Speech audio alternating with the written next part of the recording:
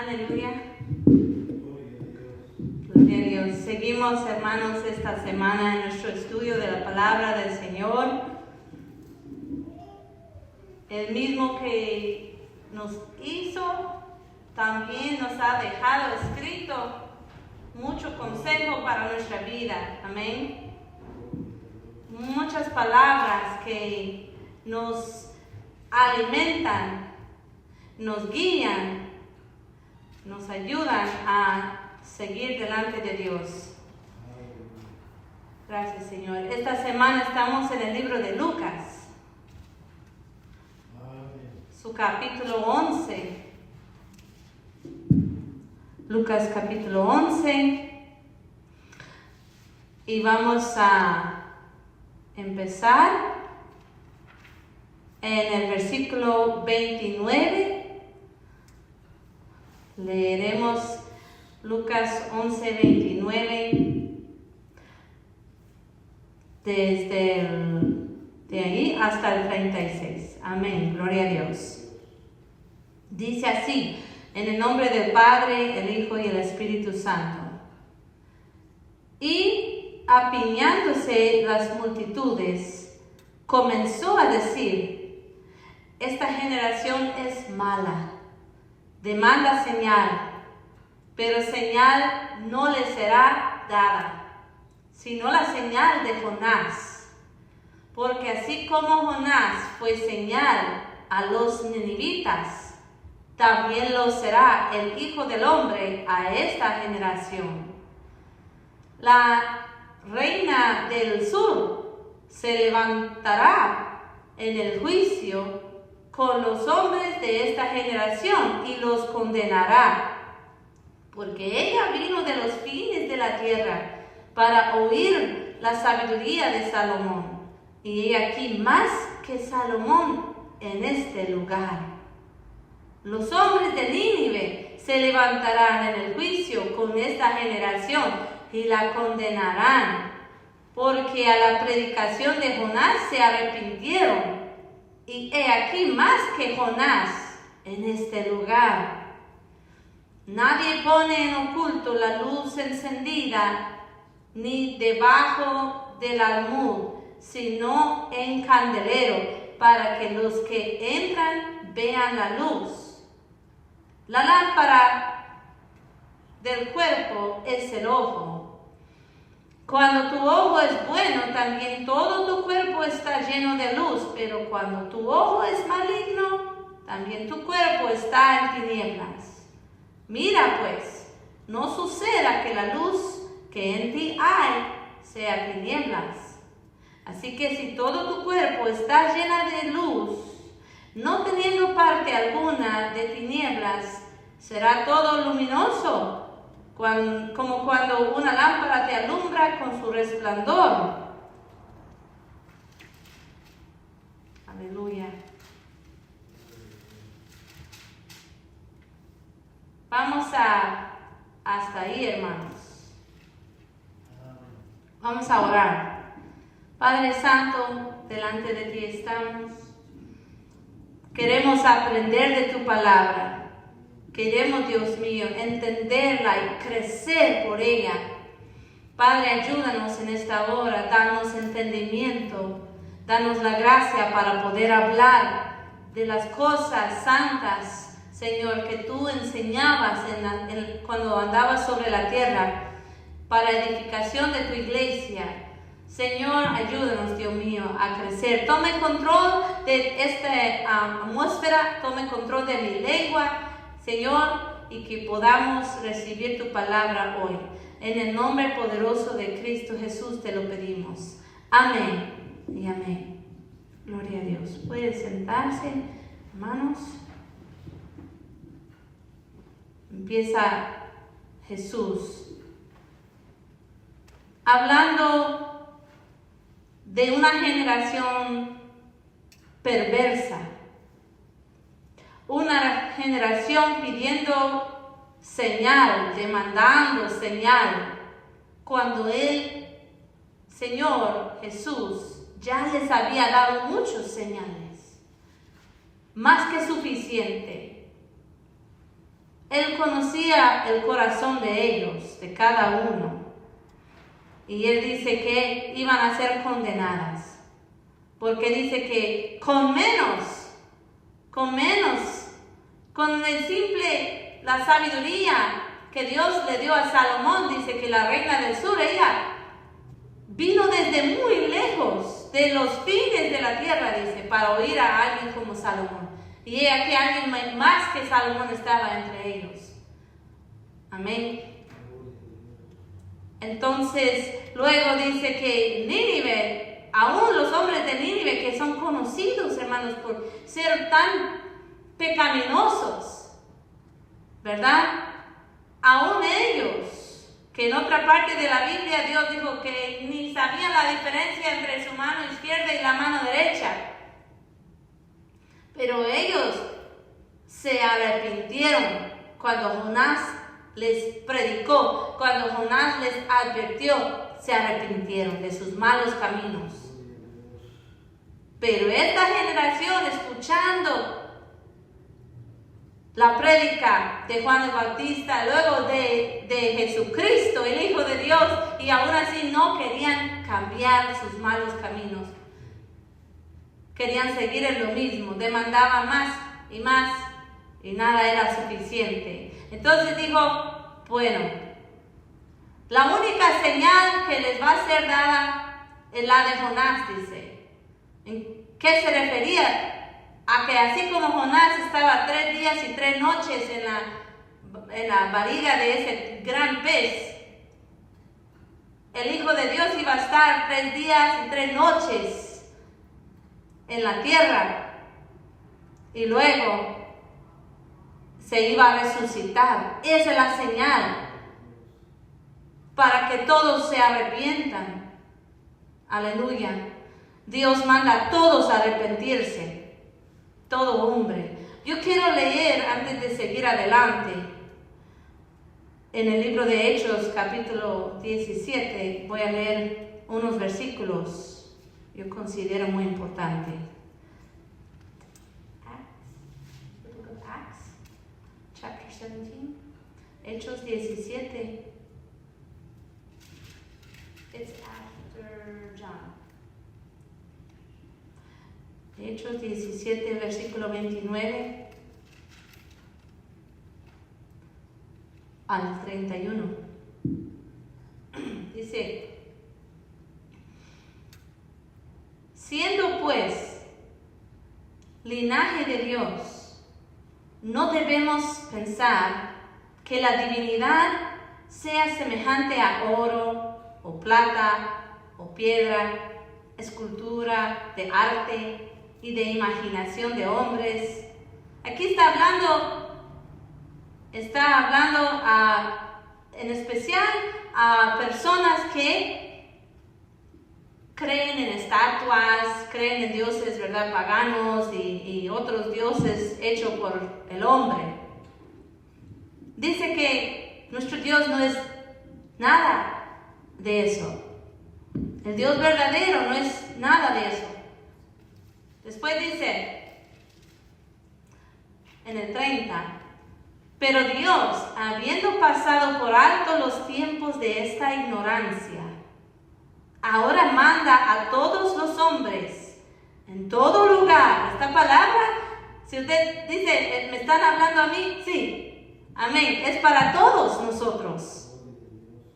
Dios dice, manda a todos los hombres en todo lugar que se arrepientan, por cuanto ha establecido un día en el cual juzgará al mundo con justicia por aquel varón a quien designó, está hablando de Cristo Jesús, dando fe a todos con haberle levantado de los muertos. Amén. En otras palabras, poniendo juntos, ¿verdad? Si viéramos lo que acabamos de leer en Lucas con este pasaje en Hechos, uno a la par del otro, ¿qué está diciendo Dios? Que todo el mundo es responsable. Todo el mundo es responsable, los que tienen conocimiento de que Cristo Jesús murió y resucitó, los que han oído el mensaje del Evangelio, es responsable de arrepentirse al haber conocido este hecho, de que Él murió y resucitó. Y Dios encarga a todo hombre de arrepentirse de sus malos caminos. Aún aquel que no ha escuchado de Cristo Jesús tiene conocimiento del bien y del mal y escoge un camino. Tiene una conciencia que Dios nos ha dado. Amén. Pero nosotros que tenemos el privilegio de escuchar el mensaje del Evangelio, de que Cristo vino a este mundo siendo Hijo de Dios, siendo puro y sin mancha, y Él se entregó su vida para pagar el precio justo de nuestros pecados, que es la muerte. Él, como es Dios justo, demanda justicia. Él vino y pagó ese precio justo, que es la muerte. Y como Él tiene la sangre más limpia y sin mancha, porque jamás pecó, esa sangre valió suficiente para pagar por todos nuestros pecados. Aleluya. Simplemente pide que nosotros creemos que Dios lo levantó de los muertos y que ese fue el pago suficiente para poder redimirnos de la condenación, aleluya, que nos esperaba. Mire, aleluya. ¿Cuál es la evidencia? Muchos quieren saber.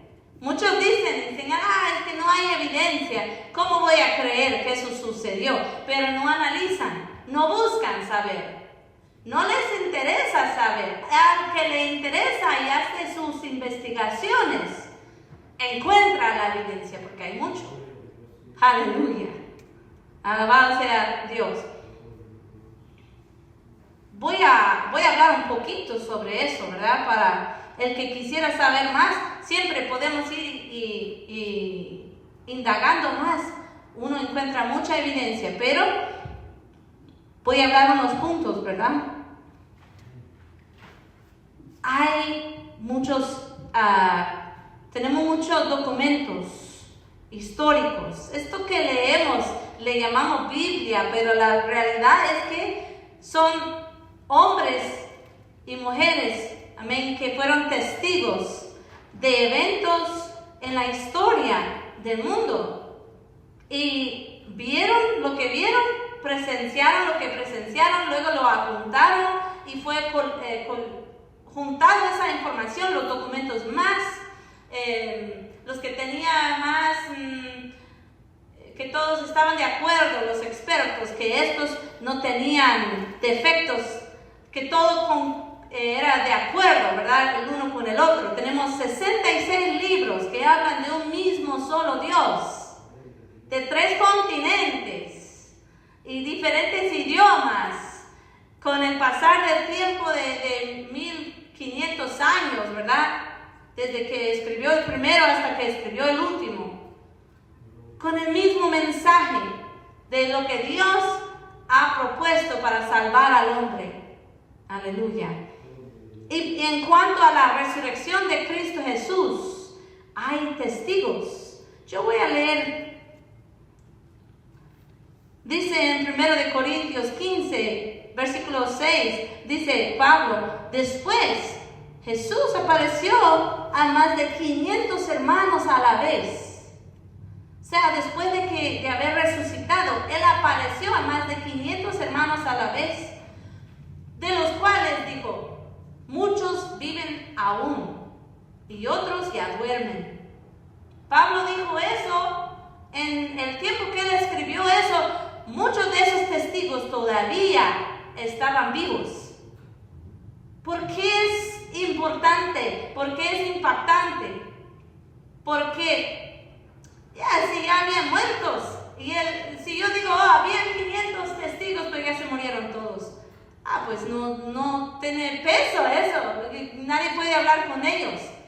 Pero él escribió eso y con la confianza de que la mayoría están vivos todavía cuando él había escrito esto. Y lo escribió en una carta a los corintios, a los de Corintio. Y entonces ellos, cualquiera podía levantarse e ir a examinar eso, ir a hablar con los testigos. ¿Por qué les interesaba saber si era verdad o no? Porque iban a poner su vida en riesgo. Porque iban a morir por la verdad. Y si, yo no sé usted, pero si yo voy a morir por la verdad, yo quiero estar bien seguro que es la verdad. Amén. Entonces, los primeros cristianos en especial, todavía hay cristianos que siguen muriendo por ser cristianos, por la fe que tienen. Diferentes partes del mundo, la iglesia sufre persecución hasta el día de hoy. Pero en ese tiempo, incluso Pablo era uno de ellos al principio, amén. Él era uno que iba persiguiendo la iglesia, haciéndoles sufrir, encarcelándolos, a veces hasta apedreándolos. Él estaba ahí cuando Esteban dio su vida por predicar la verdad y lo apedrearon. Entonces dice ahí, si usted fuera a ver en Corintios, habla de que estaban de testigos de esos 500 y aparte los apóstoles, los 12, bueno, ya después sin Judas eran 11. Y luego el Jacobo, en el versículo 7 dice, Jacobo también, el hermano del Señor Cristo Jesús. Y él luego fue a estar a cargo de una iglesia, Jacobo. Amén. Muchos testigos habían. Y muchos, la mayoría, dieron sus vidas. Dieron sus vidas por no negar a Cristo Jesús. Porque es lo que el enemigo quiere. Que usted y yo llegamos a negar al Señor. ¿Para qué? Para que nos perdemos igual que Él. Que Él está condenado. Que el Señor lo reprenda. Él está condenado y lo sabe. Y sabe que su tiempo está corto. Viene el día de juicio. Y quisiera que nosotros también llegamos a negar al Señor Jesús. Pero no lo vamos a hacer. Aleluya. Pero para mí, sabe que yo me gozo cada vez que yo escucho a alguien que está determinado a descubrir la verdad. A veces empiezan no creyendo. A veces empiezan como ateos o empiezan como de otra religión y vienen y dicen, pues yo voy a averiguar, yo voy a comprobar que no es cierto. Y cuando van a comprobar, ¿qué si comprueban que es cierto?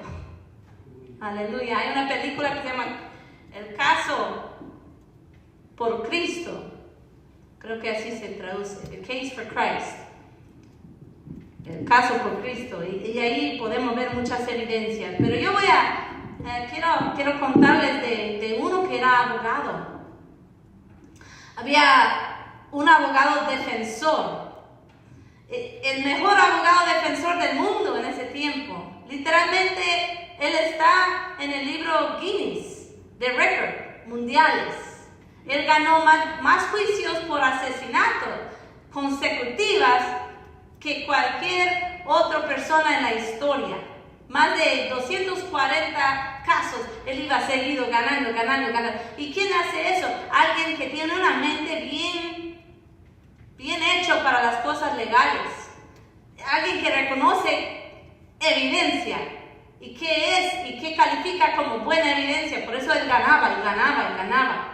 Él fue nombrado caballero 2 veces por la reina Isabel. Él fue nombrado miembro del Tribunal Supremo de su país, que es en Guayana, Británica. Eso está cerca de Venezuela y Brasil.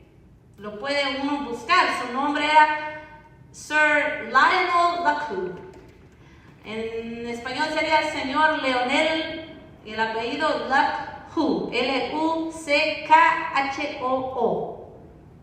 Si lo quiere buscar. Él era escéptico, él no creía.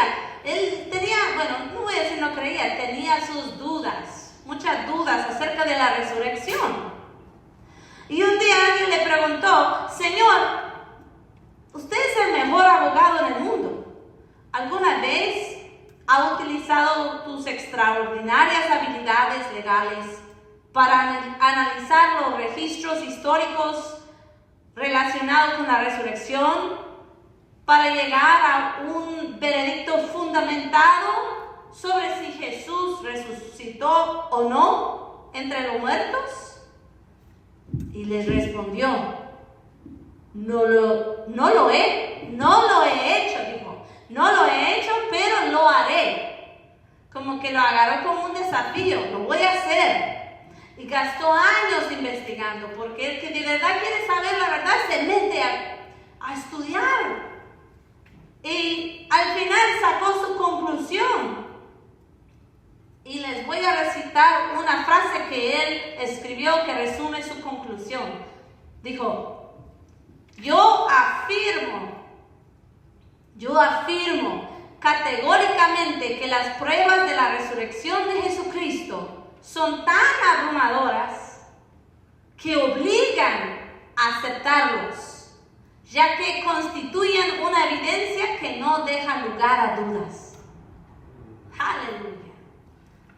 Entonces, pues algunos de nosotros, como yo me incluyo, no he tenido esa oportunidad de meterme a estudiar tan al fondo todo. Pero he creído mucho antes de tener todas las evidencias, como muchos de nosotros hemos creído.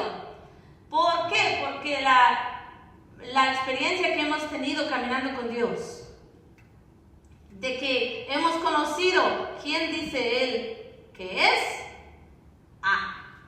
hemos conocido que eso es verdad, lo que Él dice en su palabra. Hemos tenido experiencias con Él, hemos visto su bondad, hemos visto de que cuando le oramos, Él responde. Muchos de nosotros tenemos testimonio, no necesitamos un abogado que nos diga. Pero hay otros que sí, tal vez esas preguntas, esas dudas tienen. Y Dios sabe llegar a cada uno de nosotros cuando realmente buscamos y queremos saber la verdad. Él nos abre nuestros ojos, nos lleva a toda verdad, su Espíritu Santo. Aleluya. ¿Sabe? Los que murieron por la fe y los que siguen muriendo por la fe cristiana se arriesgan, pero por la promesa de que Dios perdona nuestros pecados y por la promesa de la vida eterna. No se arriesgan por todas las razones en el mundo, ¿verdad? Por dinero, en el mundo se arriesga uno por fama, uno se arriesga por conseguir hasta una relación con alguien, ¿verdad? Pero esas son las razones comunes. En cambio, la gente que se han arriesgado sus vidas desde el principio, así como por ejemplo Mateo, Marcos, Lucas, Juan, los que escribieron los evangelios, se arriesgaron y muchos, la mayoría de ellos murieron y no lo hicieron, no se hicieron más ricos, no ganaron dinero, pero conocían a Dios que Él es real. Aleluya, estaban convencidos. Y vale la pena seguir a Cristo Jesús, no importa qué riesgo corremos. Amén. Y esa es la señal, dijo Jesús, la señal que Él ha dado para todos, de que Él resucitó entre los muertos. Y Cristo, si no resucitó, dijo Pablo, en vano es entonces nuestra predicación y la fe que tenemos. Pero como sí resucitó, no es en vano. Aleluya. Luego habla de la lámpara del cuerpo, ¿verdad? De que es nuestro ojo. Y de que si nosotros no podemos ver la verdad, si no deseamos ver la verdad, es porque hay tinieblas en nosotros. Es porque estamos prefiriendo quedarnos en tinieblas. Entonces, dice, guárdanse de eso. Guárdanse de ser ciegos. Amén. No está usando la palabra ciego aquí, pero si su ojo tiene tinieblas, usted no puede ver bien, no puede ver la verdad de Dios. No quiere reconocer, como dice un canto, hay una canción que como me gusta, dice: y el peor de los ciegos es todo aquel que teniendo la vista no quiera ver. Amén. Tiene una ceguera espiritual. No quiere ver. En Juan capítulo 9 cuenta la historia de ese ciego que físicamente era ciego desde su nacimiento. Luego Jesús viene y le sana y puede ver. Y en vez de alegrarse, gozarse, los fariseos que se molestaron. ¿Quién te sanó? Yo no sé. ¿Quién te sanó? ¿Y qué pasó? Cuéntanos de nuevo. Y ellos tratando de encontrar el error. Incluso alguien dijeron, llame a los padres. Los padres no querían decir, tenían miedo de que los iban a echar del templo por decir la verdad. Nosotros no, mejor que lo cuente mi hijo, él ya tiene edad, que hable él. Y habló. Entonces Jesús dijo: ustedes, si supieran, digo, ustedes porque dicen que pueden ver, se hubiera perdonado, dice, pero como dicen que pueden ver, ese es el pecado que tienen ustedes. Están ciegos espiritualmente, son culpados porque profesan algo que no. Y vamos a seguir más adelante. Lucas 11, 37 al 41. Amén. Gloria a Dios. Lucas 11, 37 al 41. Dice: luego que hubo hablado, le rogó un fariseo que comiese con él. Y entrando Jesús en la casa, se sentó a la mesa. El fariseo, cuando lo vio, se extrañó de que no se hubiese lavado antes de comer. Pero el Señor le dijo: ahora bien, vosotros, los fariseos, limpiáis lo de fuera del vaso y del plato, pero por dentro estáis llenos de rapacidad y de maldad. Necios, el que hizo lo de fuera, ¿no hizo también lo de adentro? Pero dad limosna de lo que tenéis, y entonces todo será limpio. Mas hay de vosotros, fariseos, que diezmáis la menta, la ruda y toda hortaliza, y pasáis por alto la justicia y el amor de Dios. Esto os era necesario hacer sin dejar aquello. Vamos a pausar ahí. Hipocresía. Tanta hipocresía que este fariseo había invitado a Jesús a su casa, pero no con buenas intenciones, sino que venga a mi casa porque quería hallarle algún defecto. Y de una vez le cae encima cuando Jesús se siente a la mesa y no se lavó antes de comer. Porque en ese tiempo ellos tenían ceremonias y costumbres que habían inventado los fariseos. Que antes que se coma, se va a lavar de tal manera, y el que no lo hace está sucio. Y bueno, hay muchos que dicen la iglesia está lleno de hipócritas. Pero hay hipócritas en la iglesia, pero de que está llena no creo. No creo. Porque Jesús no se va a llevar una iglesia hipócrita. Amén. Pero sí, nos advirtió de que en medio del trigo verdadero iba a haber siempre unas que son cizaña. Pero siempre está el trigo también, ¿verdad? Pero aquí hay un ejemplo. Y el problema no es que la gente peca, porque a veces dicen, oh, pero yo veo que va a la iglesia y luego veo que peca. Ok, pero la verdad que para entrar a la iglesia, para calificar, para entrar, tienes que reconocer que eres pecador. Somos pecadores. Amén. Ahora, el problema viene siendo, y la hipocresía viene siendo cuando la persona se cree que no es pecador y actúa como que no lo es. Ya, eso es una hipocresía. Como en este caso, con los fariseos, muchas veces ellos se hacían la gran cosa, ¿verdad? Y luego hacían de menos a los demás. Eso es una hipocresía.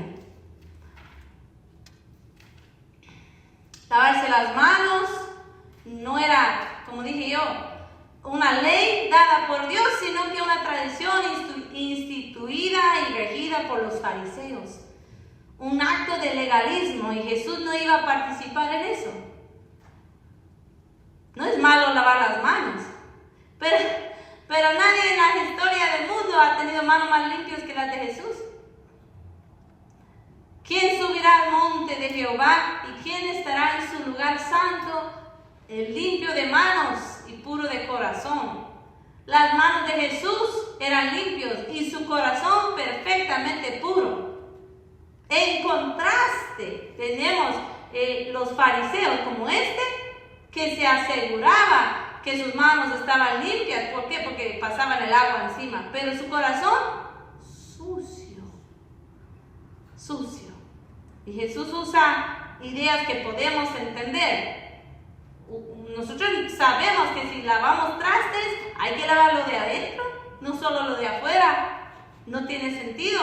Y nadie quiere tomar de un vaso mal lavado, ¿verdad? Que dejaron los chucos adentro. Sí, a veces pasa. Y él dice, no que el que hizo lo de afuera también hizo lo de adentro. Hay que lavarlo todo. Aleluya. Dios mira lo que está dentro. La gente podemos engañar, mas a Dios no. Amén. Y hay muchos que tal vez pasan inspección visual con sus ojos. Se viste así, porta Biblia, se ve bien para mí. Pero muchas veces estamos equivocados. No sabemos lo que hay por dentro, hasta que empiecen a hablar, empiecen a comportarse, a veces con envidia, a veces con chismes, a veces con venganzas y cosas así. Dios mira todo eso. Dios lo mira y Él sabe por dentro cómo estamos.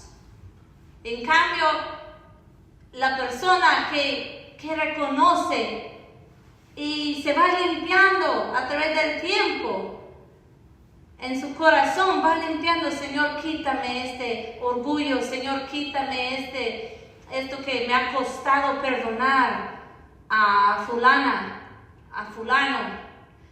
Eso que yo dije, yo no tenía que decir, cambia como yo hablo, mi hablar, cámbialo, Señor, por favor, transfórmame, eso no está bien. Eso Dios lo mira y lo honra. Aleluya. Gloria a Dios. Y empiece a hablar en el 41 de cómo ellos eran de detallistas con su diezmo. Diezmar no es malo. Tampoco estamos bajo la ley. Lo que recomendamos es colaborar con la obra, con lo que Dios pone en su corazón. Amén. Un hijo de Dios que es responsable, así como cuando uno es responsable en su casa, aporta, ayuda, tanto con los gastos, a veces con la limpieza, con lo que puede. Pero aporta, sirve. Amén. Y en la obra de Dios así también es. Pero ellos hasta ahí llegaban. Eran tan detallistas con eso. ¿Por qué? Porque eso es lo de afuera. Eso es lo de afuera. La gente podía ver cuánto estaban dando. Y a veces hasta delante de todos, para que todos miran, mire cómo soy, yo doy esto, yo doy lo otro, y hasta mire si yo tengo cominos y tengo hierbas, hasta una 10ª parte de eso doy. Todo el mundo lo miraba. Pero decía Jesús, pero lo más importante, no les importa a ustedes, la justicia, el amor. No les está importando. Aleluya. Y yo quiero leer unos versículos acerca del amor, para que no se nos olvida. Tal vez no es primera vez que lo escuchamos, pero a veces, si no lo hemos oído por un tiempo, es muy bueno refrescarnos la memoria. 1 Corintios 13, del 1 al 3, dice: si yo hablase lenguas humanas y angélicas y no tengo amor, vengo a ser como metal que resuena o címbalo que retiñe. Y si tuviese profecía y entendiese todos los misterios y toda ciencia, y si tuviese toda la fe de tal manera que trasladase los montes y no tengo amor, nada soy. Y si repartiese todos mis bienes para dar de comer a los pobres, y si entregase mi cuerpo para ser quemado, y no tengo amor, de nada me sirve. ¡Wow! No podemos subestimar el amor. Tiene que haber amor en nosotros. Si no, podemos ser el mejor en todo lo demás, pero para nada sirve, para nada. Nadie lo va a recibir, y menos Dios. Si lo estamos haciendo por algún otro motivo que no es amor, no lo estamos haciendo nada. Amén. Y Dios también le importa la justicia en nosotros, que no que vamos a justificarnos solos, porque sin Cristo Jesús no podemos ser llamados justos, ¿verdad? Él nos ha cubierto con su justicia. Pero aparte es que Él nos justificó por tener fe en Él, delante de Dios. Él nos llama justos. Aparte es eso, que somos salvos, y aparte es que actuamos y nos comportamos justamente con la gente y con Dios, que hagamos lo correcto. Entonces, Dios no quiere que andemos practicando injusticia con los demás, ¿verdad? Y Él está pendiente. En Lucas 16:10 dice: el que en lo muy poco es injusto, también en lo más es injusto. ¿Y cómo va a impactar nuestra vida así? Muchos no vamos a prosperar si no hay un cambio en nuestra vida. Porque somos, con lo poquito que tenemos, a veces nos quejamos. Tengo poquito. Pero con lo poquito que tenemos, no le somos fiel a Dios. Y no somos justos. No actuamos con justicia. Entonces no podemos esperar más. Porque Dios puede decir, sacar conclusión: bueno, con lo poco que tiene no es justo, ¿y ahora quiere que le dé más? No. Entonces, a veces somos injustos en nuestros hogares, a veces con la pareja. Dios dice al hombre: trate a su mujer con entendimiento, entendiendo que ella es vaso frágil. Claro que la mujer es fuerte para unas cosas, pero muy frágil para otras. Y necesita un trato especial, hasta la Biblia nos manda hacer eso. Entonces, dice que hay que tratarla, hay que vivir con ella con entendimiento, porque dice, si no, nuestras oraciones, la oración de ese hombre va a ser estorbado, no va a llegar al cielo. A la mujer dice que hay que respetar al hombre, si no, y no a base de que él es bueno o él es malo, sino que a base de que Dios lo pide. Y punto. Respételo. Porque la mujer necesita amor, el hombre necesita respeto. Y tenemos, quiera o no, un impacto en el comportamiento de la otra persona, un impacto en la vida de los que están alrededor de nosotros. Y entonces, también dice, con nuestros hijos, no los tenemos que provocar a ira. Si me doy cuenta que yo estoy haciendo algo que le provoca a ira a mi hijo, tengo que examinarlo de cerca y ver si necesito cambiar algo, porque el punto no es a ver hasta dónde lo puedo molestar, el punto es instruirle. La disciplina no es hasta dónde le puedo golpear, humillar, sino que llevarle en el camino del Señor.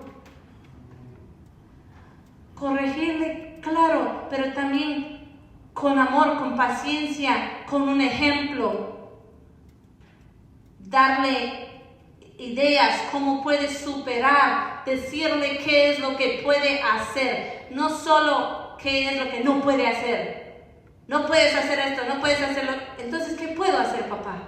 ¿Qué puedo hacer, mamá? Guíame, instrúyame como discípulo. Aleluya.